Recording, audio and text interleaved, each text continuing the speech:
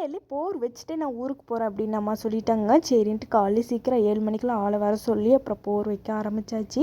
நான் மாற்றி அம்மா மாற்றி அப்புறம் எடுத்து தூக்கி கொடுத்துட்ருந்தோங்க. ஒரு ஆளே தூக்கி கொடுத்தா நம்மளுக்கு கை வலிக்க ஆரம்பிச்சிடும். அதனால் மாற்றி மாற்றி எடுத்து கொடுத்துட்ருந்தோம். தட்டையெல்லாம் எடுத்து கொடுத்தாலே உடம்புலாம் அப்படியே அரிக்க ஆரம்பிச்சிருங்க. அது என்னன்னே தெரியாது, தட்டையோட எஃபெக்ட் அப்படின்னு நம்மளுக்கு தெரியாது. அது உடம்பு உடனே அரைக்க ஆரம்பிச்சிடும். நாங்கள் சரின்ட்டு அந்த பையனுக்கு சாப்பாடு போட்டுட்டு அப்புறம் நாங்களும் சாப்பிட்டுட்டு தாடி விட்டுட்டு அதுக்கப்புறம் வந்து தண்ணி கட்டலான்னு சொல்லிட்டு வந்தோங்க. ஒரு பீக்கங்காய் இருந்தது, எங்கள் அம்மா அதை அறுத்துட்டு வா அப்படின்னு சொல்லி சொன்னாங்க. சரின்ட்டு போய் அதை அறுத்துட்டு வரலான்னு போனேன்.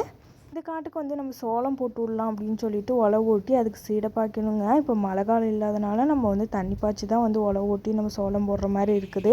சரின்ட்டு அதுக்கு வந்து தண்ணி பாய்ச்சிட்டு இருக்கோம். இப்படி இருந்தாலும் இது 2 நாள் ஆகுங்க இந்த இது தண்ணி பாய்க்கிறதுக்கு. அவனுக்கும் கண்மணிக்கும் வந்து 2 நேரம் தீனி போட்டால் மதிய நேரத்தில், ரவுடிக்கு மட்டும் வந்து ஒரு 3 நேரம் தீனி போடுறதுங்க. கண்ணு போட்டு 2 மாதம் தாங்க ஆகுது. கறவை மாடு அப்படிங்கிறதுனால ஒரு கை எக்ஸ்ட்ராவே போடுவேன்.